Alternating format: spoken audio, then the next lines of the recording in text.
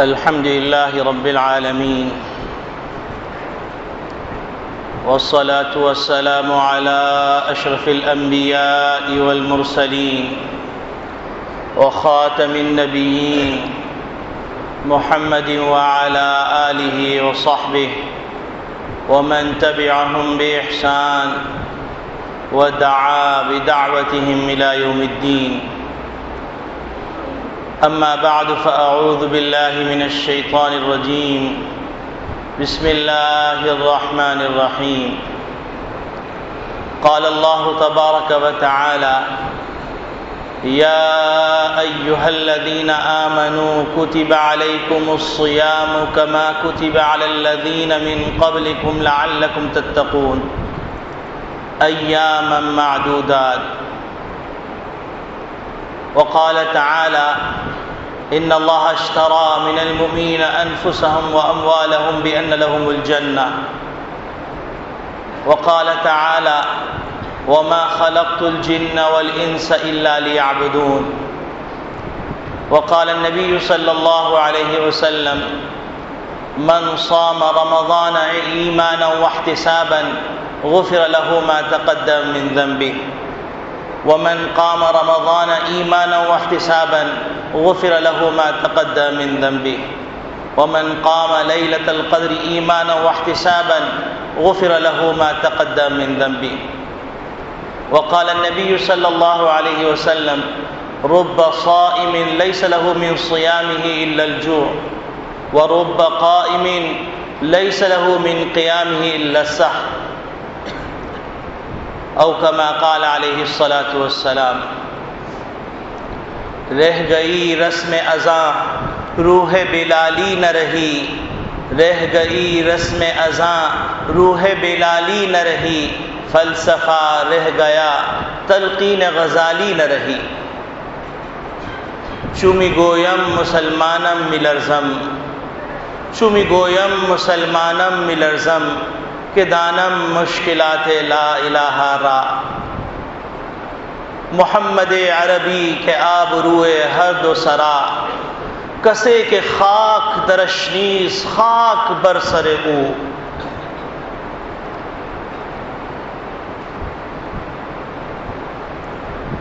میرے محترم بزرگوں، عزیز دوستو، دینی اسلامی بھائیوں، رمضان المبارک کا مبارک مہینہ چند لمحات بعد شروع ہونے والا ہے. 365 دنوں کے مقابلے میں، 11 مہینوں کے مقابلے میں چند ساعتیں، چند گھڑیاں بالکل یوں سمجھیے کہ شروع ہی ہوا جاتا ہے. رمضان مبارک وہ مبارک مہینہ ہے جس کے اشتیاق میں نبی اکرم صلی اللہ علیہ وسلم بے قرار رہتے تھے. رجب کا چاند نظر آیا، آپ صلی اللہ علیہ وسلم نے چاند کی دعا پڑھی: اللہم اہلہ علینا بالیمن والایمان والسلامۃ والاسلام والتوفیق لما تحب وترضى ربی وربک اللہ. اس کے بعد سے آپ صلی اللہ علیہ وسلم دعا مانگنا شروع کرتے: اللہم بارک لنا فی رجب و شعبان وبلغنا رمضان. اے پروردگار عالم، رجب اور شعبان کے مہینے میں برکتیں عطا فرما دیجیے اور ہم کو اتنی عمر عطا فرما دیجیے کہ رمضان مبارک کا مبارک مہینہ ہم کو مل جائے. کتنے لوگ ہیں جو گزشتہ سال رمضان میں ہمارے ساتھ تھے، اب نہیں. اور ہم میں سے کتنے ہیں جن کو رمضان مبارک کی مبارک ساعتیں کتنی ملیں گی، اور ہم میں سے کتنے ہیں جن کو اگلے سال کا رمضان مبارک ملے گا. اللہ تعالیٰ یہ مبارک ساعتیں ہم کو، ہمارے گھر والوں کو، ہمارے اعزاء رشتہ دار کو، ہمارے دوست احباب کو، تمام مسلمانوں کو بار بار توفیق کے ساتھ عطا فرمائے۔ محمد ربی صلی اللہ علیہ وسلم کا دعا مانگنا اور رمضان مبارک کے لیے اشتیاق کا اظہار کرنا یہ کوئی معمولی بات نہیں۔ آپ صلی اللہ علیہ وسلم نے اللہ رب العالمین سے عرش پر جا کر گفتگو کی۔ معراج کو جب تشریف لے گئے، اللہ کو جتنا قرب نبی کریم صلی اللہ علیہ وسلم کو عطا فرمانا تھا وہ قرب عطا فرمایا، اور اس قرب کے بعد جتنی گفتگو کرنی تھی وہ اللہ رب العالمین نے اس کا موقع میسر فرمایا اپنی شان کے مطابق۔ محمد نبی صلی اللہ علیہ وسلم نے جنت اور جہنم کا مشاہدہ کیا۔ نبی کریم صلی اللہ علیہ وسلم مہینوں کے اندر جو اللہ کی رحمتوں کا نزول ہوتا ہے ان نزول کا مشاہدہ فرمایا۔ آپ اس سے اندازہ فرما لیجئے کہ محمد نبی صلی اللہ علیہ وسلم کے ادنا غلام حضرت قاسم نانوتوی رحمۃ اللہ علیہ، ایک صاحب ان کی خدمت میں حاضر ہوئے۔ حاضر ہونے کے بعد اپنے ایک مرض کا ذکر کیا۔ حضرت قاسم نانوتوی رحمۃ اللہ علیہ نے ان کو کہا کہ فجر کی نماز پڑھ کے تم ہمارے پاس آ جانا۔ وہ فرماتے ہیں کہ فجر کی نماز پڑھ کے میں گیا، حضرت قاسم نانوتوی رحمۃ اللہ علیہ نے میرے ہاتھ کے اوپر ایسے ہاتھ رکھا تو کہتے ہیں کہ قسم خدا کی میں نے وہ منظر دیکھا کہ فرشتوں کے آنے جانے کا سلسلہ اور آسمان کا جو منظر ہے وہ شق ہو گیا، اور جو فرشتے آ رہے جا رہے ہیں وہ نظر آنے لگے۔ اور پھر فرماتے ہیں حضرت قاسم نانوتوی رحمۃ اللہ علیہ یوں کر کے ہاتھ کھینچا، فرماتے ہیں سارا وہ مرض ایسا غائب ہو گیا جیسے کبھی تھا ہی نہیں، وہ روحانی کوئی مرض تھا۔ تو جب محمد ربی صلی اللہ علیہ وسلم کے غلام کا یہ حال ہے تو محمد ربی صلی اللہ علیہ وسلم کی کیا شان ہے۔ تو وہ محمد ربی صلی اللہ علیہ وسلم جب رمضان مبارک کے استقبال کے لیے اتنے بے قرار ہوں اور اللہ رب العالمین سے درخواست کر رہے ہوں کہ اے پروردگار عالم مجھے اتنی عمر عطا فرما دیجئے کہ میں رمضان مبارک کا مبارک مہینہ پالوں، تو آپ صلی اللہ علیہ وسلم اس حقیقت کی طرف اشارہ کر رہے ہیں کہ رمضان مبارک کوئی معمولی مہینہ نہیں۔ آپ سوچئے فرشتہ آتا ہے اور آ کے پوچھتا ہے کہ اللہ کے رسول آپ کیا پسند کرتے ہیں، دنیا میں رہنا پسند کرتے ہیں یا وہاں؟ تو نبی کریم صلی اللہ علیہ وسلم فرماتے ہیں اللہم الحقنی بالرفیق الاعلی۔ وہ محمد نبی صلی اللہ علیہ وسلم رمضان مبارک کے لیے بے قرار ہو رہے ہوں تو یہ کوئی معمولی بات نہیں۔ اور نبی کریم صلی اللہ علیہ وسلم نے اسی وجہ سے اپنی امت کو متوجہ فرمایا کہ رمضان مبارک کا جو مبارک مہینہ آنے والا ہے اس مبارک مہینے کے لیے پہلے سے تیاری کر لو۔ فضائل انشاءاللہ رمضان مبارک کے پورے مہینے میں اللہ توفیق دے گا سنتے رہیں گے۔ عام طور پر لوگوں کے ذہن میں یہ ہے کہ رمضان مبارک کا جو مہینہ ہے اس کے اندر دو کام کرنے ہیں، دن کا روزہ رکھنا ہے اور رات کی تراویح پڑھنی ہے۔ بے شک یہ رمضان مبارک کی خصوصیت ہے کہ وہ لوگ جن کے لیے 2 رکعت پڑھنا مشکل ہوتا تھا وہ 20 رکعت پڑھ رہے ہیں اور شوق سے پڑھ رہے ہیں۔ وہ لوگ جن کے لیے عام نماز پڑھنا مشکل ہوتا تھا، فجر کے اندر مسجد آدھے سے زیادہ صحن تک بھری ہوئی، تو اس میں کوئی شک نہیں ہے کہ رمضان مبارک کا مہینہ جو ہے اس میں یہ 2 عبادتیں تو خاص ہیں۔ لیکن کیا رمضان مبارک ہم سے بس اتنے ہی کا مطالبہ کرتا ہے؟ رمضان مبارک کے مہینے کے اندر ہم سے کسی اور چیز کا بھی مطالبہ ہے؟ رمضان مبارک کا کوئی خاص مقصد بھی ہے؟ آج ہم اس پہ کچھ بات کرنے کی کوشش کریں گے تاکہ رمضان مبارک آنے سے پہلے ہم اس کے لیے تیار ہو جائیں۔ یہی وجہ ہے کہ نبی کریم صلی اللہ علیہ وسلم رمضان کے آنے سے پہلے صحابہ کرام رضوان اللہ اجمعین کو جمع فرماتے۔ سلمان فارسی رضی اللہ تعالیٰ عنہ کی روایت ہے کہ آپ صلی اللہ علیہ وسلم فرماتے، دیکھو تم پر ایک مہینہ آنے والا ہے جو مہینہ غم خواری کا ہے، جو مہینہ رحمتوں کا ہے، جو مہینہ برکتوں کا ہے، جو مہینہ بخشش کا ہے، جس میں نیکیوں کا وزن بڑھا دیا جاتا ہے، نفلوں پر فرض کا ثواب، فرض پر 70 فرائض کا ثواب۔ اور ایک طویل حدیث ہے جو سلمان فارسی رضی اللہ تعالیٰ عنہ کی شعبان کی آخری تاریخ میں نبی کریم صلی اللہ علیہ وسلم صحابہ کو جمع کر کے خطاب فرمایا کہ تاکہ کوئی لمحہ رمضان کا ضائع نہ ہو جائے۔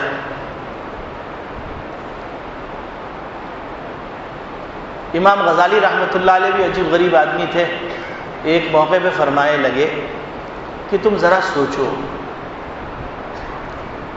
کہ ایک جہاز ایک جزیرے پہ لنگر انداز ہوا۔ جہاز کے کپتان نے کہا کہ اس جزیرے کے اندر ہیرے جواہرات ہیں، سونا ہے، خزائن ہے، لیکن تمہارے پاس 2 گھنٹے ہیں۔ اس 2 گھنٹے میں جتنا لوٹ سکتے ہو لوٹ لو، اس کے بعد جہاز کوچ کر جائے گا، ٹھہرے گا نہیں، اور پھر کوئی دوسرا جہاز آنے والا نہیں جو تمہیں اپنی منزل تک پہنچائے۔ امام غزالی رحمۃ اللہ علیہ فرماتے ہیں ذرا سوچو تو کیا وہ شخص ایک لمحہ بھی برداشت کرے گا کہ وہ ضائع ہو جائے؟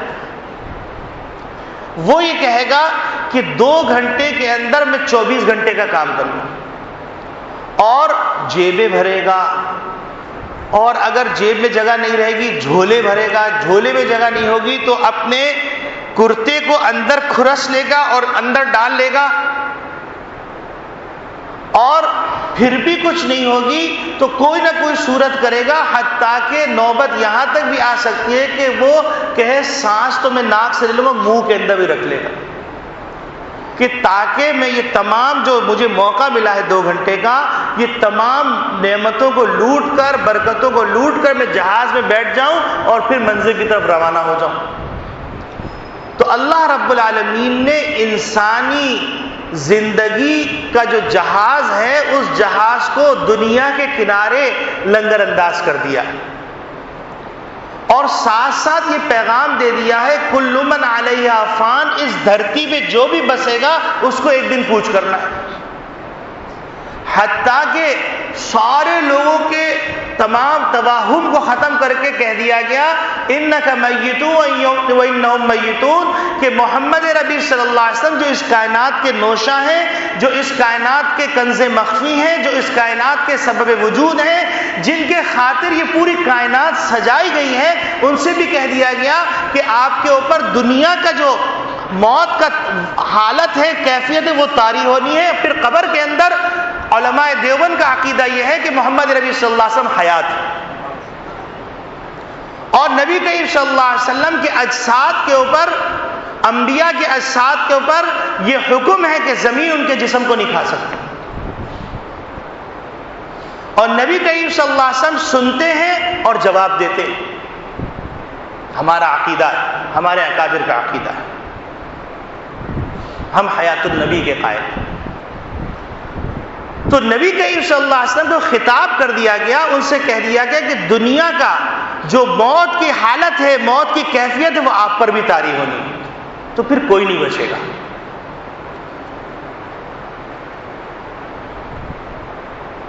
تو ہماری زندگی کا جہاز اس وقت لنگر انداز ہے، اور یہ دنیا ایک جزیرہ ہے۔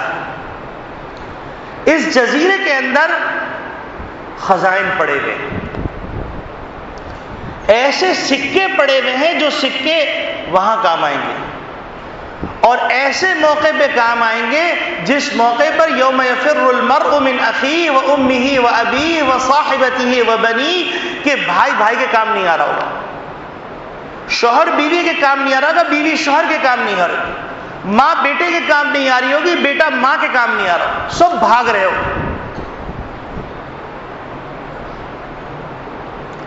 ایسے سکے اس زمین پہ پڑے ہوئے۔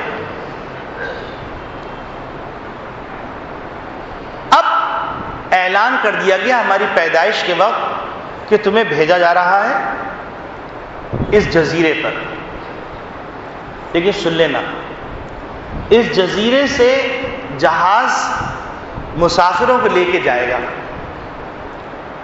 لیکن کسی کو بتایا نہیں گیا کہ کون سا مسافر کس وقت جائے گا، اور جو مسافر جائے گا وہ واپس نہیں آئے گا، اور جہاں یہ جہاز لے کے جائے گا وہاں پر نہ عہدہ کام آئے گا، نہ منصب کام آئے گا، نہ رشتہ داری کام آئے گی، نہ رشوت کام آئے گی، نہ مکاری کام آئے گی، نہ دجل کام آئے گا، نہ فریب کام آئے گا، نہ چرزبانی کام آئے گی، نہ دھوکہ دہی کام آئے گی، نہ ملمہ سازی کام آئے گی، نہ بہروپیہ پن کام آئے گا۔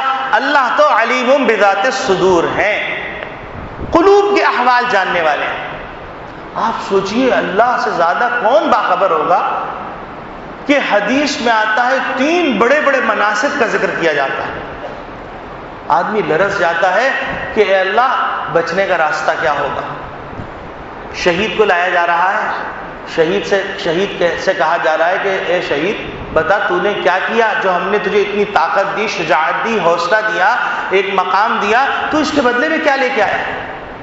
تو شہید کہے گا پروردگار عالم میں تو اس کے بدلے میں اپنی جان قربان کر دی۔ تو پروردگار عالم تو پروردگار عالم ہے، علیم بذات الصدور ہے، دلوں کے بھیدوں کو جانتے ہیں، اس سے تو کوئی چیز چھپی بھی نہیں۔ اللہ میاں کہیں گے نہیں نہیں، تو نے یہ اس لیے کیا کہ تاکہ لوگ تجھے بہادر کہیں۔ قد قیل، یہ بہادر کہا جا چکا، اور حکم ہوگا کہ منہ کے بل گھسیٹ کے جہنم میں بھیج دیا جائے۔ ڈرنے کی بات۔ ایک مالدار کو لایا جائے گا، کہا جائے گا کہ تو تو خالی ہاتھ آیا تھا، ننگا دھڑنگا آیا تھا، روتا ہوا آیا تھا، اور ہم نے تجھے یہ نعمت دی، یہ نعمت دی، یہ نعمت دی، یہ نعمت دی، دولت دی، شہرت دی، عہدہ دیا، منصب دیا، نعمتیں دی، کیا کچھ دیا، اب تو بتا تو اس کے بدلے میں کیا لے کے آیا؟ تو وہ کہے گا پروردگار عالم آپ نے ہم کو یہ نعمتیں دی تو ہم نے یہ خرچ کیا، وہ خرچ کیا، وہ خرچ کیا، وہ خرچ۔ کہیں گے نہیں نہیں، ہم سے دلوں کے راز پوشیدہ نہیں۔ سنو، تم نے جو خرچ کیا تھا اس لیے خرچ کیا تھا تاکہ لوگ تجھے جواد کہیں، بڑا سخی۔ قد قیل، کہا جا چکا، حکم ہوگا منہ کے بل گھسیٹ کے جہنم میں پھر۔ ایک عالم کو لایا جائے گا، عالم کو کہا جائے گا کہ ہم نے تجھے حافظہ دیا، تجھے موقع دیا، تجھے راحت کا انتظام کر کے دیا کہ تو علم حاصل کر سکے، اب بتا تو نے اس کے بدلے میں کیا کیا؟ تو وہ کہے گا اے پروردگار میں نے یہاں دین پھیلایا، یہاں دین پھیلایا، اس کو دعوت دی، اس کو دعوت دی، اس کو دعوت دی۔ تو اللہ رب العالمین فرمائیں گے ہم سے دلوں کے راز پوشیدہ نہیں، تم نے یہ سب کچھ اس لیے کیا کہ تاکہ لوگ کہیں بڑے عالم ہیں۔ قد قیل، کہا جا چکا، کا حکم ہوگا اس کو منہ کے بل جہنم میں پھینک۔ اللہ تعالیٰ ہم سب کو محفوظ فرمائے، ہم سب کو محفوظ فرمائے، اللہ اخلاص عطا فرمائے۔ اللہ سے کوئی چیز پوشیدہ نہیں، 70 چادر لپیٹ لیجیے، اللہ سے پوشیدہ نہیں۔ اللہ تو اندر جھانکتے ہیں، یہی وجہ ہے ان اللہ لا ينظر الى صورکم والی اجسامکم، اللہ نہ تمہارے چہروں کو دیکھتے ہیں نہ تمہارے جسم کو دیکھتے ہیں، ولکن ينظر الى قلوبکم، تمہارے قلب کو دیکھتے ہیں۔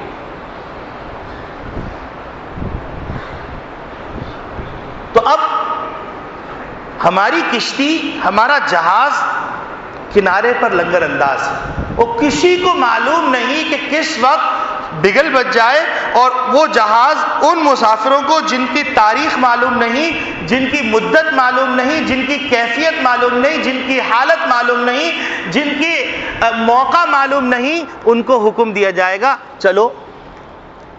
روئیں گے، پلائیں گے کہ اللہ ایک موقع دے دیجئے، اللہ میاں کہیں گے موقع دے دیا۔ ایک دفعہ ایک آدمی نے سوال کیا کہ ملک الموت، آپ جو ہے دنیا میں کوئی بھی آتا ہے تو وہ آتا ہے پیغام دیتا ہے کہ میں آنے والا ہوں، اور آپ آتے ہیں بغیر اطلاع کے آتے ہیں، کبھی اطلاع بھی دے دیا کیجئے۔ تو ملک الموت فرمائیں گے کہ دیکھو اے میرے اللہ کے بندے، تم یہ سوچو کہ جتنے پیغام میں دیتا ہوں کوئی نہیں دیتا، کیا تمہیں کبھی بخار نہیں آیا تھا؟ کیا تمہیں کبھی نزلہ نہیں ہوا تھا؟ کیا تمہارے بال سفید نہیں ہوئے تھے؟ کیا تمہارے قوا کمزور نہیں ہو گئے تھے؟ کیا تمہارے پڑوس میں کسی کا انتقال نہیں ہوا تھا؟ کیا تمہارے اپنے گھر میں کسی کا انتقال نہیں ہوا تھا؟ کیا تمہاری اولاد نہیں ہو گئی تھی؟ تم نے کبھی سوچا کہ تم کسی کی اولاد تھے؟ پھر جب تم وجود میں آئے تو تمہارے ابا چلے گئے، اب تمہاری اولاد وجود میں آئی ہے تو تمہیں پیغام مل گیا تمہارا سفر، سیٹ خالی کرو، اب جو ہے وہ دوسرے کا نمبر۔ کیا تمہارا پوتا نہیں ہوا؟ اس طرح ملک الموت کہیں گے کہ میں نے یہ پیغام دیا، یہ پیغام دیا، یہ پیغام دیا، یہ پیغام دیا، لیکن تو سویا ہوا تھا۔ حتیٰ کہ روزانہ قبر آواز دیتی لیکن سننے والے کان نہیں۔ دنیا کے اندر ایسے پڑ گئے کہ کچھ سمجھ میں نہیں آ رہا، وہ سکے جو سکے آخرت کے لیے جمع کرنے تھے وہ سکے یہیں پر خرچ کر دیے گئے۔ کمثل صفوان علیہ تراب فاصابہ وابل فترکہ صلدا لا یقدرون علی شیء۔ آئے ہائے، کہ جیسے ایک آدمی بوڑھا ہو چکا ہو اور اس نے بڑی محنت سے دولت کمائی ہو اور اس کی پوری دولت اس کا ایک باغ ہو، ایک بگولا آئے اور اس باغ کو خاکستر کر دے، اور اب کنواں بھی موجود نہیں، بچے بھی چھوٹے چھوٹے ہیں، تو انسان پر کیا حسرت اور کیا یاس کا عالم ہے کہ کبھی اپنے چھوٹے بچوں کی طرف حسرت سے دیکھتا ہوگا، کبھی اپنی تمام زندگی کی پونجی کی طرف دیکھتا ہے وہ کہ وہ خاکستر ہو گئی۔ تو جب جہاز یہ کوچ کرے گا، یہ جہاز جب لنگر انداز جو ہوا ہے یہ کوچ کرے گا، اور اگر سارے سکے خرچ ہو چکے ہوں گے تو پھر بنی اسرائیل کے اس عابد کی طرح کہ جو 500 برس تک عبادت کرتا رہا اور اللہ سے درخواست کی کہ پروردگار عالم جب میری موت آئے تو ایسی حالت میں آئے کہ میں سجدے میں ہوں،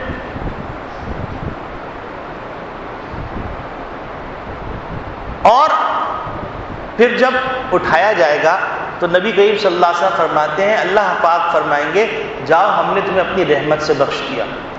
اس کے دل میں خیال آئے گا، اور اللہ دل کے حالات سے واقف ہے، تو اللہ میاں سے دل میں خیال آئے گا میں نے 500 برس عبادت کی، اس کا کوئی تذکرہ ہی نہیں کیا اللہ میاں نے، اور کہہ رہے میں نے اپنے فضل سے بخش دیا۔ اللہ میاں فرمائیں گے جاؤ اس کو جہنم کے اتنے قریب لے جاؤ جہاں پر جہنم کی لپیٹیں آ رہی ہیں، جیسے لو چل رہی ہوتی ہے ایسی لپیٹیں آ رہی ہیں، بھٹی کے قریب کھڑے ہو جائیے تو کیا عالم ہوگا۔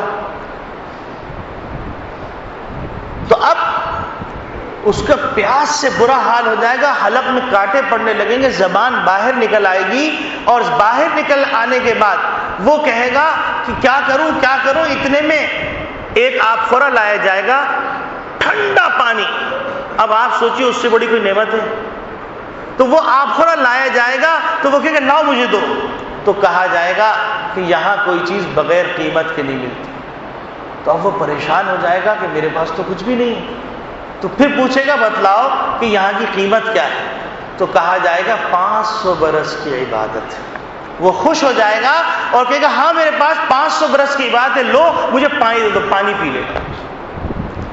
اب اللہ میاں کہیں گے واپس لے کے آؤ، وہ واپس آئے گا، واپس آنے کے بعد اللہ میاں کہیں گے اب بتاؤ میرے بندے 500 برس کی عبادت تو جنت کے ایک کٹورے کے بدلے میں گئی، اب یہ بتلا کہ 500 برس ہم نے تجھے جو عبادت کی توفیق دی اس کے بدلے میں کیا لے کے آئے، اب یہ بتلا کہ جو تمہیں ہم نے امن دیا تھا اس کے بدلے میں تم کیا لے کے آئے، اب یہ بتلا کہ جو نہر جاری کی تھی، میٹھا ٹھنڈا پانی جو تو پی رہا تھا اور اس کو کوئی خراب نہیں کرا تھا اس کے بدلے میں کیا لے، اور یہ بتلا کہ ہم نے تیری عبادت کے خاطر ایک انار کا درخت اگا دیا تھا، روزانہ اس میں ایک تازہ انار نکلتا تھا، تو کھاتا تھا، اس کے بدلے میں کیا لے کے آیا۔ اب یہ بتلا جو تو نے ہماری فضا میں سانس لے لے کر اس کو جو ہے خراب کیا اور سانس جو ہے آکسیجن باہر نکال کر تجھے خراب کیا، اس کے بدلے میں کیا لے کیا؟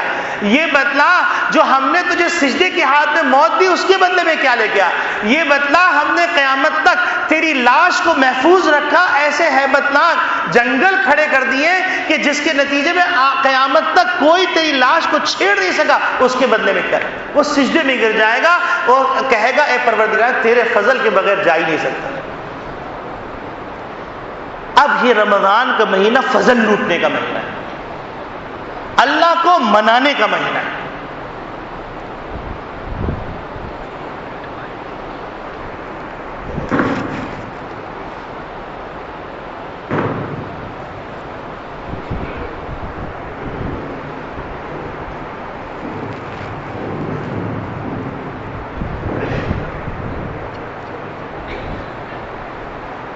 تو یہ جو رمضان مبارک کا مبارک مہینہ آ رہا ہے، تو اس رمضان مبارک کے مبارک مہینے میں اللہ رب العالمین قدم قدم پر نوازیں گے،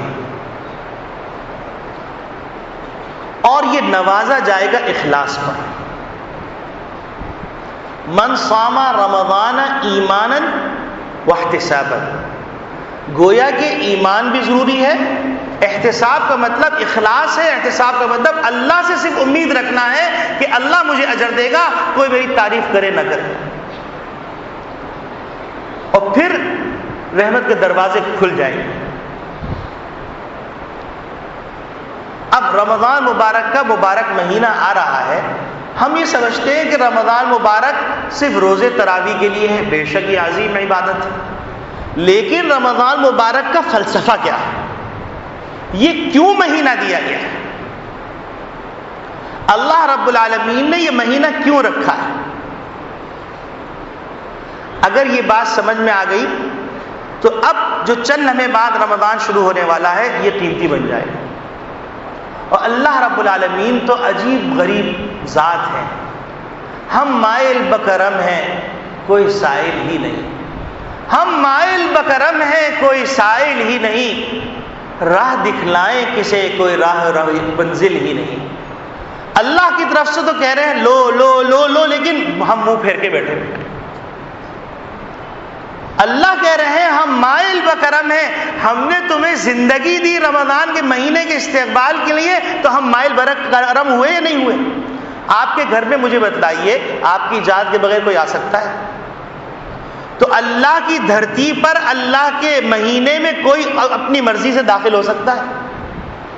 اللہ یہ مہینہ دے رہا ہے تو مائل بکرم ہے، ورنہ کتنوں کو بلا لیا اللہ نے، کوئی پوچھ سکا؟ فعال لما یرید، جو چاہے کرتے، لا یسأل عما یفعل وهم یسألون، ان سے کوئی نہیں پوچھ سکتا، وہ جو چاہے کریں، وہ مختار کل، وہ خالق کائنات، وہ شہنشاہ سے کوئی نہیں پوچھ سکتا۔ تو اللہ پاک تو مائل بکرم ہے، کوئی سائل ہی نہیں۔ سوچو، اللہ تعالی شکلوں کو نہیں دیکھتے، اللہ تعالیٰ قلوب کو دیکھتے ہیں۔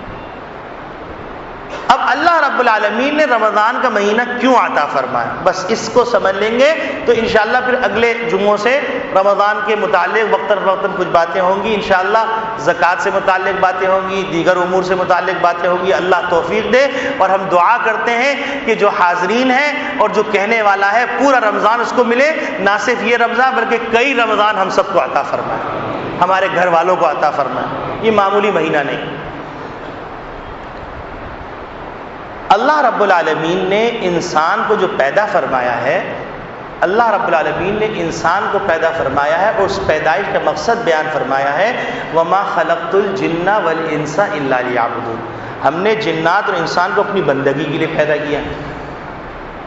اب ایک دم سوال پیدا ہو گیا کہ اے پروردگار، اگر آپ نے بندگی کے لیے پیدا کیا تو فرشتے تو بندگی کر رہے ہیں، درختوں کو دیکھیے اللہ کی حمد و ثنا کر رہے ہیں، پرندوں کو دیکھیے اللہ کی حمد و ثنا کر رہے ہیں، فرشتوں کو دیکھیے جو رکوع میں قیامت تک رکوع میں، جو سجدے میں قیامت تک سجدے میں، جو سبحان قدوس کہہ رہا ہے قیامت تک کہتا رہے گا، جو سبحان اللہ کہہ رہا ہے وہ قیامت تک کہتا رہے گا۔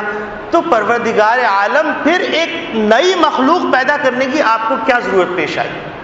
فرشتوں نے سوال کیا تو اللہ رب العالمین نے فرمایا، جو حاکم کی شان ہے، شہنشاہ کی شان ہے، وہ کیا کہتے ہیں کہ تم نہیں جانتے، ہم جانتے ہیں ہم نے کیوں پیدا کیے۔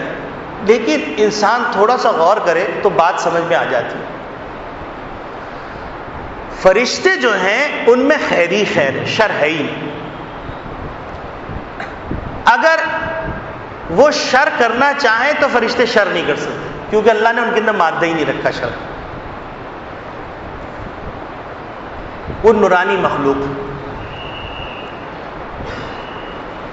اور اگر وہ رکوع کر رہے ہیں تو اس پہ ان کو کچھ ملنے کا نہیں، کیونکہ ان کے اختیار میں نہیں۔ جیسے مثال کے طور پہ ایک نابینا ہے، اس کو آنکھ کی دولت نہیں ملی ہوئی، وہ اگر بد نگاہی نہیں کر رہا تو اس کا کوئی کمال ہی نہیں، اس کو کوئی ثواب نہیں ملے، اس کے پاس اس کا پاور ہی نہیں۔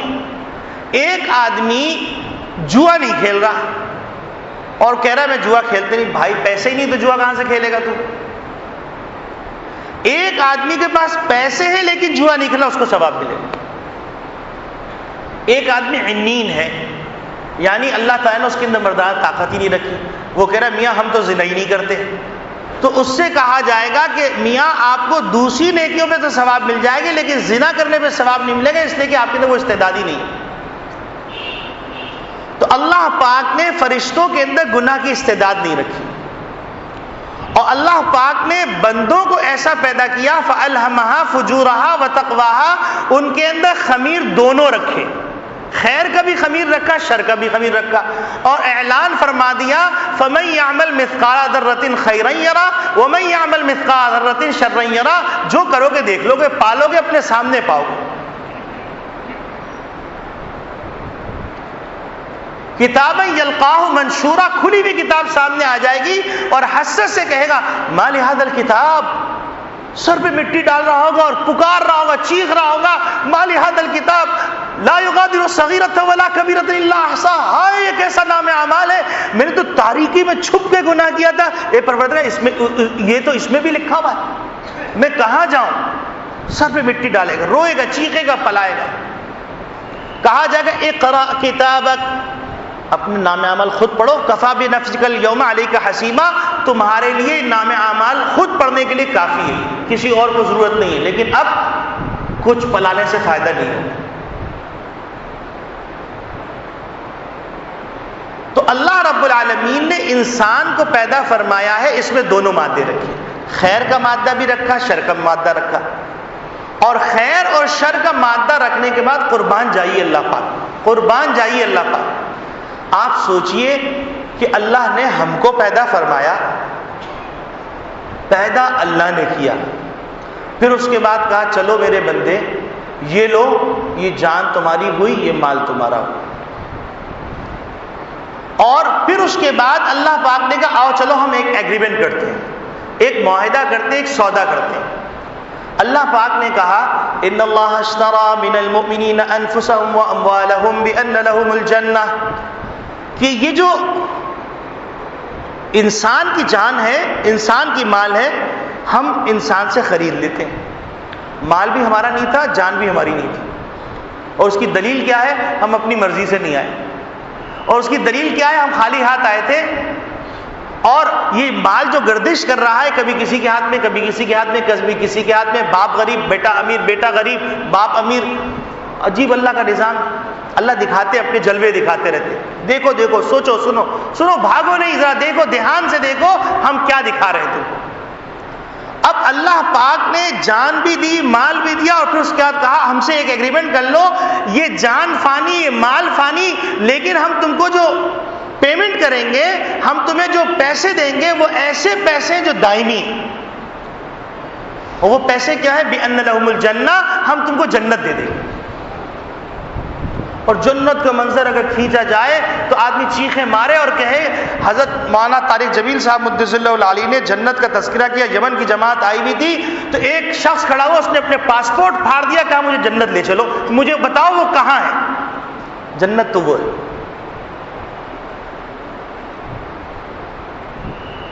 تو اللہ پاک نے جان دی، مال دیا اور پھر ہم کو مالک بنایا، پھر ہم سے خرید لیا. اب آپ سوچئے، نہ جان ہماری، نہ مال ہمارا، نہ ہم اپنی مرضی سے آئے، نہ ہم اپنی مرضی سے جائیں گے، اس کے باوجود اللہ نے جان مال ہم سے خرید لیے. اس کا تقاضا یہ اللہ میاں کہیں سارا دن ساری رات 365 دن تم سجدے میں پڑے ہو. لیکن اللہ پاک نے ایسا کوئی مطالبہ نہیں کیا. لا یکلف اللہ نفسا الا وسعها، ایسا کوئی مطالبہ نہیں. اللہ پاک نے کیا فرمایا؟ چلو 11 مہینے تم مصروف رہو، لیکن ہم تمہارے خالق ہیں نا، ہم تمہارے مالک ہیں. ہم جانتے ہیں کہ تم 11 مہینے جب مصروف رہو گے تو تمہارے دل پہ زنگ لگ جائے گا. جھوٹ بھی بول رہے ہوگے، غیبت کر رہے ہوگے، کینہ ہوگا، بغض ہوگا، حسد ہوگا، حرام خوری ہوگی، رشوت ہوگی، ساری بیماریوں سے تمہارے دل پہ زنگ لگ جائے گا. اب جب زنگ لگ جائے گا تو تم نے دیکھا ہے کہ ایک گاڑی چلائی جاتی ہے، چلاتے چلاتے چلاتے، اور ایک وقت آتا ہے اس کو ورک شاپ میں کھڑا کرنا پڑتا ہے تاکہ اس کی اوور ہالنگ ہو جائے، اس کی گریسنگ ہو جائے، اس کے پارٹس اگر ڈسٹرب ہو گئے وہ صحیح ہو جائیں. تو اللہ رب العالمین نے رمضان مبارک کا مبارک مہینہ عطا فرمایا کہ 11 مہینے جو تم گاڑی کو لے کے چل رہے تھے، کھڈوں میں مار رہے تھے، کبھی ایکسیڈنٹ کیا تم نے، کبھی آنکھوں سے ایکسیڈنٹ کیا، کبھی زبان سے ایکسیڈنٹ کیا، کبھی دل سے ایکسیڈنٹ کیا، کبھی ہاتھ سے ایکسیڈنٹ کیا، کسی شرمگاہ سے ایکسیڈنٹ کیا. تم نے اتنے ایکسیڈنٹ کر دیے کہ ڈینٹ پینٹ کے قابل ہو گئے، اس کی مشینری انجڑ پنجڑ ڈھیلا ہو گیا، اس کی گھنٹی کے علاوہ، اس کے ہارن کے علاوہ باقی ہر چیز بچ رہی. اب تم لے آؤ اس ورک شاپ کے اندر، جس ورک شاپ کا نام ہے رمضان. اس ورک شاپ میں لے کے آؤ، اور اس ورک شاپ میں تم نے کبھی سوچا کہ گاڑی جب ورک شاپ میں آتی ہے تو کیا ورک شاپ سے باہر جاتی ہے؟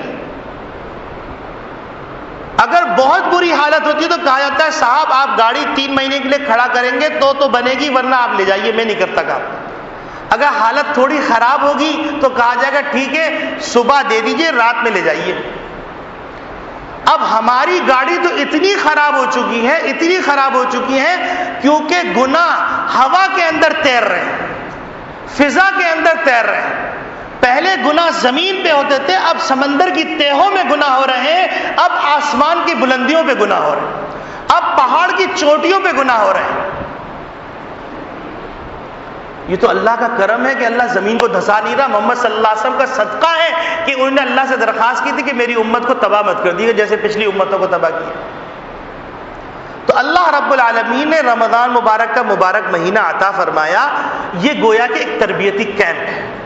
آپ جانتے ہیں کہ ورک شاپ کے کچھ اصول ہوتے ہیں، تربیتی کیمپ کے کچھ اصول ہوتے ہیں. اگر ان اصولوں پہ پورا کام کیا جائے گا تو گاڑی پرفیکٹ ہوگی اور ورک شاپ میں کھڑی رہنے کے قابل ہوگی، تربیتی کیمپ میں داخلہ منظور ہوگا. اور اگر ان اصولوں کا خیال نہیں کیا جائے گا تو اگر بہت زیادہ گستاخی کی گئی تو کان سے پکڑ کے نکالا جائے گا اور کہہ دیا جائے گا 5 سال کے لیے یہ کسی بھی ادارے میں داخلہ نہیں لے سکتے. خالق کائنات اگر فیصلہ کر دیں تو کہاں جائیں گے؟ تو اس تربیتی کیمپ کے اندر داخل کیا گیا. اور اللہ رب العالمین فرما رہے ہیں لعلکم تتقون. اس تربیتی کیمپ کا مقصد یہ ہے کہ تم پائندہ تقوی پیدا ہو جائے، اللہ کا لحاظ پیدا ہو جائے، تم اپنے مقصد اصلی کی طرف لوٹ آؤ.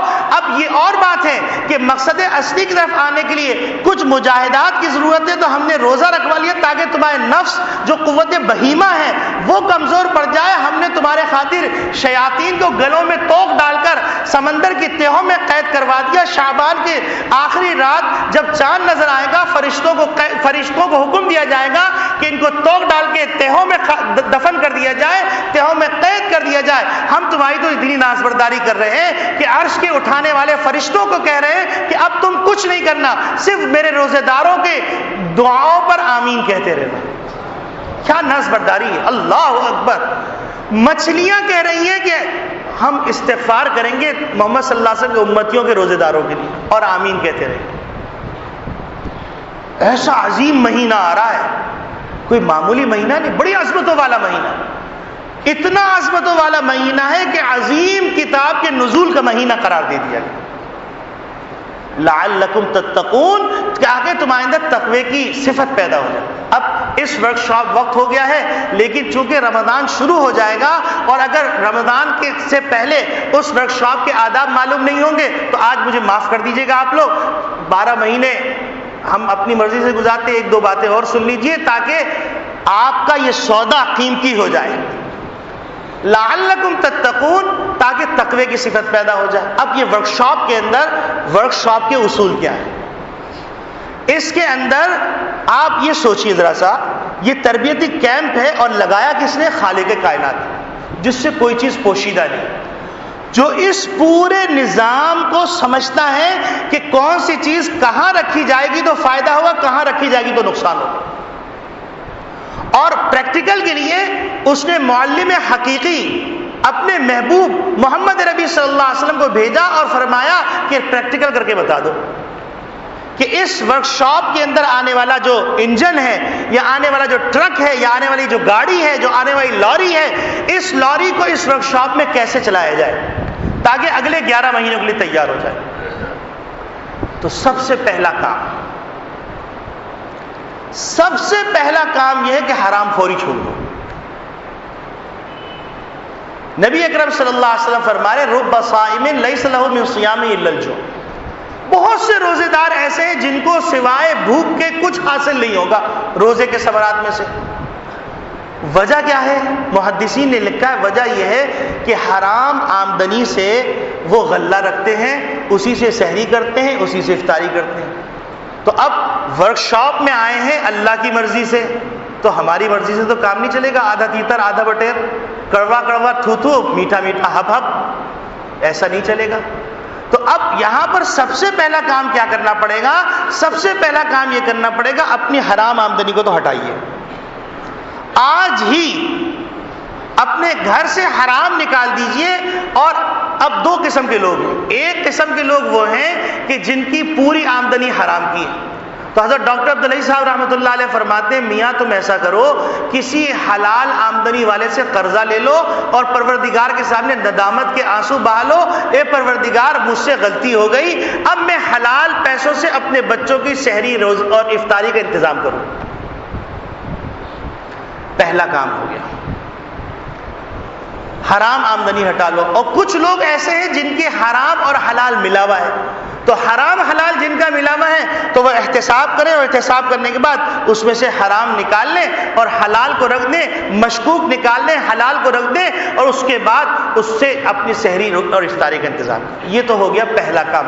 ورکشاپ کے اصولوں میں پہلا اصول کہ تمہارا روزہ، تمہاری افطاری، تمہاری سحری اور تمہارے دیگر معاملات جو کھانے پینے سے متعلق ہیں، پہننے سے متعلق ہیں، وہ حرام کے نہیں ہونے چاہیے۔ حتیٰ کہ میں تو یہاں تک کہتا ہوں کہ اگر کوئی حرام کا کپڑا کسی کے پاس ہے تو وہ کپڑا بھی نہ پہنے، چونکہ مأکلہ حرام، مشربہ حرام، ملبسہ حرام کے الفاظ آتے ہیں، تو تینوں چیزیں حلال سے ہو جائیں۔ ایسا نہ ہو کہ بعض لوگوں کو پتہ نہیں شیطان نے کہاں سے بہکا دیا، میاں ہم اپنے کھانے پہ استعمال نہیں کرتے، میٹر کا بل دے دیتے ہیں، ہم رشوت میں دے دیتے ہیں۔ ارے بھائی کس نے دھوکے میں ڈال دیا؟ حرام حرام ہی، انگارہ انگارہ ہے، چاہے ہتھیلی رکھیں یا سر پہ رکھیں یا جوتے کے نیچے رکھیں، جلائے گا ضرور۔ چھوٹا انگارہ ہو بڑا انگارہ ہو، وہ جلائے گا ضرور۔ یہ بیوقوفی ہے، شیطان کا دھوکہ ہے، شیطان دھوکے میں ڈالا۔ ارے سو جاؤ نہیں، کوئی بات نہیں کوئی بات نہیں، اللہ میں سے بات، اللہ غفور الرحیم ہے، رحمت اللہ غفور الرحیم ہے، جبھی تو پیغمبر بھیجے، جبھی تو حلال حرام کی تمیز سکھلائی۔ اگر غفور الرحیم نہیں تو غفور الرحیم کا یہ مطلب تھوڑی ہے۔ اب آپ بتائیے کہ اگر کٹ گیا برنول لگائیے، جل گیا برنول لگائیے، جیب میں برنال کی ڈبیا رکھیے اور آگ میں ہاتھ ڈال دیجیے کہ برنول تو موجود ہے۔ کوئی پاگل کرتا ہے ایسے؟ پاگل سے پاگل بھی نہیں کرتا۔ تو یہ کس نے غفور الرحیم کا تصور دے دیا کہ غفور الرحیم کا مطلب یہ کہ خوب گناہ کرتے رہو، انگارے کھاتے رہو، اللہ غفور الرحیم؟ یہ بھی دھوکہ ہے، اس دھوکے سے نکلی۔ تو پہلا کام کیا کرنا ہے؟ حرام ختم، ایک۔ دوسرا کام کیا کرنا ہے؟ دوسرا کام کرنا ہے اتباع، حضور جیسا روزہ چاہتے ہیں ویسا روزہ۔ اب یہ میسج کہاں سے ملا، یہ بات کہاں سے سمجھ میں آئی؟ آپ مجھے بتلائیے کہ روزہ اللہ میاں نے کہا چاول کھاؤ، دال کھاؤ، گوشت کھاؤ، سبزی کھاؤ، سب چیزیں کھانے کے لیے کہہ دی، لیکن آپ مجھے بتلائیے اللہ نے کہا کہ اب اتنے بجے سے اتنے بجے تک مت کھانا. اللہ میاں یہ تو پورے 11 مہینے آپ نے کھلایا. ہم کہہ رہے ہیں نا. تو معلوم کیا ہوا, اتباع کا میسج دے دیا کہ اتباع, جس وقت ہم نے کھانے کو کہا کھاؤ, جس وقت کہا نہ کھانا تو نہ کھاؤ. اتباع رمضان کا دوسرا میسج ہے, اتباع. اب اس کے اندر جو قابل غور بات ہے, سحری کے لیے حکم دیا, سحری دیر سے کھاؤ, اور افطاری کے لیے حکم دیا وقت ہوتے ہی کھا لو. اتباع, یہ میسج مل رہا ہے رمضان مبارک کا میسج. گویا کہ اس تربیتی کیمپ کے اندر ہم کو جو ٹریننگ دی جائے گی وہ اتباع, یعنی تقوی کی سیڑھی جو ہے روزہ, وہ اس وقت بنے گا جب کہ ہم صبح سے شام تک اتباع رسول میں گزاریں. اب اتباع رسول کے اندر کیا ہے, ہماری آنکھ غلط استعمال نہ ہو. روزہ رکھا ہوا ہے, انڈین فلمیں دیکھ رہے ہیں, بھائی افطاری کریں گے, ابھی دھوپ بہت تیز تھی, ہم نے کہا وقت ضائع ہو رہا ہے, بھائی فلم دیکھ رہے ہیں. روزہ کاٹ رہے ہیں ہم, روزہ کاٹ نہیں رہے, اپنے آپ کو کاٹ رہے ہیں. روزہ رکھا جاتا ہے, کاٹا نہیں جاتا. اسی طریقے سے زبان غلط استعمال نہیں کرنی. اتباع, حضور کی اتباع میں غیبت نہ ہو, گناہ کی باتیں نہ ہو, کسی کو اذیت کی باتیں نہ ہو, ہاتھ غلط استعمال نہ ہو, پاؤں غلط استعمال نہ ہو, دماغ غلط استعمال نہ ہو, دل غلط استعمال نہ ہو. یہ تربیتی کیمپ ہے, یہ تربیتی کیمپ کے اصول ہیں. اتباع. اب اس کے اندر 5 وقت کی نماز, اتباع, جماعت کے ساتھ اتباع. اپنے نظام الاوقات کو ایسے بنا لیجئے کہ جس طرح گاڑی ورک شاپ میں آتی ہے تو ورک شاپ کے اندر آنے کے بعد ورک شاپ سے باہر نہیں نکلتی, تو اب آپ اپنا نظام الاوقات ایسا بنا لیجئے کہ آپ کا وقت زیادہ اللہ کی بندگی میں خرچ ہو. 11 مہینے تو آپ کو آزادی دی گئی ہے, تو کم از کم اتنا ہو کہ آپ قرآن شریف کے لیے وقت نکالیں, اللہ کی اطاعت کے لیے وقت نکالیں, نبی کریم صلی اللہ علیہ وسلم کے طریقے کے لیے وقت نکالیں, کچھ دین کے سیکھنے کے لیے وقت نکالیں, اپنی کاروباری زندگی کو ایسا سمیٹ دیں جس کے اندر آپ کو جھوٹ نہ بولنا پڑے. بس اتنی ضرورت. امت کے اللہ کے بندوں کے اوپر ظلم نہ کریں, ذخیرہ اندوزی نہ کریں, رشوت نہ لیں, رشوت نہ دیں, سود نہ کھائیں, سود نہ دیں. یہ ساری چیزیں اتباع میں آ رہی ہیں. اور اللہ معاف فرمائے, اللہ معاف فرمائے, روزہ رکھا ہوا ہے, رات بھر جاگ رہے, چوری کی بجلی سے کرکٹ کھیلی جا رہی ہے, پورے عبادت کرنے والوں کو پریشان کیا جائے. اس کو سوچیں ذرا سا, یہ اتباع کے خلاف ہے. اسی طریقے سے روزہ رکھا ہوا ہے, بدقسمتی کی بات ہے کہ لوگوں نے روزے کا مطلب یہ سمجھا کہ پانی نہیں پینا, کھانا نہیں کھانا, گٹکا کھا سکتے ہیں. ایک ایسا طبقہ وجود میں آ گیا کہ روزہ رکھا ہوا ہے, گٹکا کھا رہا ہے, کہہ رہا ہم الگ سے اتار تھوڑی رہے, ہم تو تھوک دیتے ہیں.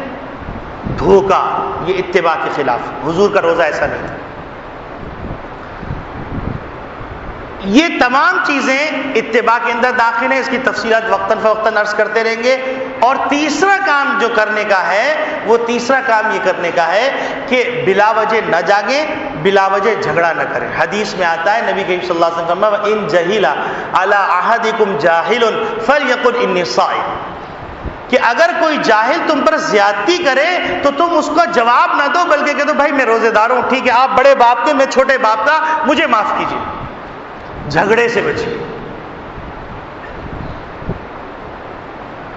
قرآن کریم کی تلاوت, 5 وقت کی نماز, روزہ روزے کی طور پہ رکھنا, آنکھوں کا روزہ, زبان کا روزہ, کان کا روزہ, ہاتھ پاؤں کا روزہ, شرمگاہ کا روزہ اور دل کا روزہ.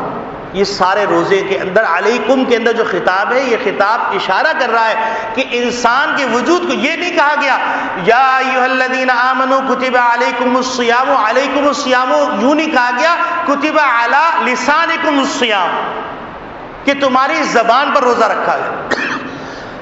عربی جو جانتے ہیں وہ جانتے ہیں علیکم کا خطاب انسان کے پورے وجود پر ہے, اس کے اندر اعضاء جوارح سب آ جاتے ہیں. تو اگر ہم نے تمام چیزوں کو روزہ رکھوا لیا تو یاد رکھیے لعلکم تتقون, جو اللہ پروردگار عالم مسئلہ بیان کر رہے ہیں, اللہ جو مسئلہ بیان فرما رہے ہیں, فلسفہ بیان کر رہے ہیں, لعلکم تتقون, اس فلسفے کو سمجھ لیجیے. اب جب زبان کا روزہ ہو گیا تو اب زبان کو کیسے استعمال کرنا ہے, یہ سلمان فارسی رضی اللہ تعالیٰ عنہ کی روایت کے اندر 4 باتوں کا حکم فرمایا. اللہ میرے والد صاحب کو غریق رحمت فرمائے، ان کے درجات بلند فرمائے، کرور کرور جنت نصیب فرمائے، اور ہماری جتنی نیکیاں ہیں اس میں ان کا حصہ دے، اور ہمیں ان کو زیادہ سے زیادہ ایثار ثواب کرنے کی توفیق عطا فرمائے، اور ہم کو ان جو جیسا وہ ہم کو دیکھنا چاہتے تھے ویسا بننے کی توفیق عطا فرمائے. تو ہمارے والد صاحب اکثر یہ بات فرماتے تھے میاں زبان کا کام ہے پٹر پٹر کرنا، تو اب اگر تم اس زبان کو صحیح مصرف پہ لگاؤ گے تو وہ پٹر پٹر صحیح طرح کرے گی، غلط مصرف پہ لگاؤ تو غلط مصرف پہ پٹر پٹر کرے گی. یہ تو پٹر پٹر کرنے کے لیے. اب اس کو صحیح مصرف پہ لگانے کے لیے 4 کلمات کا اہتمام کر لو: لا الہ الا اللہ، استغفر اللہ، اسألک الجنۃ واعوذ بک من النار. اب آپ سمجھیے 2 کلمات تو ایسے ہیں جن سے اللہ کو راضی کیا جائے گا، اور 2 کلمات ایسے ہیں جن کے بغیر چارے کار نہیں. لا الہ الا اللہ اللہ کو راضی کیا جائے گا، استغفر اللہ اللہ کو راضی کیا جائے گا، اسألک الجنۃ جنت کا سوال ہے یہ ہمیں چاہیے، وَأَعُوذُ بِكَ مِنَ النَّارِ جہنم سے پناہ ہمیں چاہیے. کون چاہے گا؟ میاں آپ بڑے وی آئی پی ہیں لیکن آپ کو آگ کی سیٹ پہ بیٹھنا پڑے گا، برداشت کریں گے؟ کہ نہیں بھائی ایسے وی آئی پی ہمیں منظور نہیں، ہم بھنگی صحیح لیکن آپ ہم کو جو ہے جنت میں پہنچا دیجیے.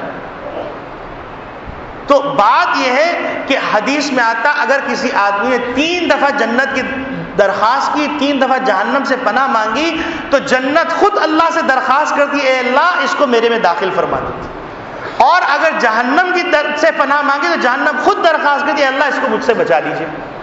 تو اب آپ میں کلمہ پڑھتا ہوں اس کو دہرا لیجئے، اور اس کا میں بھی اہتمام کروں آپ بھی اہتمام کریں. لا الہ الا اللہ، استغفر اللہ، اسألک الجنۃ واعوذ بک من النار. لا الہ الا اللہ، استغفر اللہ، اسألک الجنۃ وَأَعُوذُ بِكَ مِنَ النَّارِ. لا الہ الا اللہ، استغفر اللہ، اسألک الجنۃ وَأَعُوذُ بِكَ مِنَ النَّارِ. بس تربیتی کیمپ کے اصول ذہن میں رکھیے، اور زبان کے لیے بات ذہن میں رکھیے. قرآن کریم کی تلاوت کا اہتمام کیے، کم از کم ہر شخص نیت کر لے اس رمضان کو ہم ایسا گزاریں. اور دوسری نیت یہ کر لیں کہ اس رمضان المبارک میں ہم روزے کے ساتھ ایک قرآن ضرور ختم کریں گے، یعنی رمضان ختم ہوگا ایک قرآن ختم ہوگا. ورنہ حضرت شیخ الحدیث مولانا زکریا رحمۃ اللہ علیہ کا حال یہ تھا کہ فرماتے ہیں کہ ہم سے تو کچھ ہوتا نہیں، ہمارے گھر کی خواتین مستورات گھر کے کام کاج کے ساتھ 1.5 قرآن شریف ختم روزانہ کر لیتی. کیا عجیب مخلوق تھی وہ. تو ہم کم سے کم 1 پارہ ہی پڑھ لیں. اللہ رب العالمین عمل کی توفیق عطا فرمائے. دیکھیے اس کے طریقہ کیا ہوگا. 5 نمازیں ہیں، 5 نمازیں ہیں، اگر 20 صفحے ہیں تو آپ حساب کر لیے 5 حصوں میں بانٹ دیجئے، 5 پنجے 20، 5 صفحے پڑھ لیجیے. یا پھر اگر یوں نہیں تو پھر یوں کر لیجیے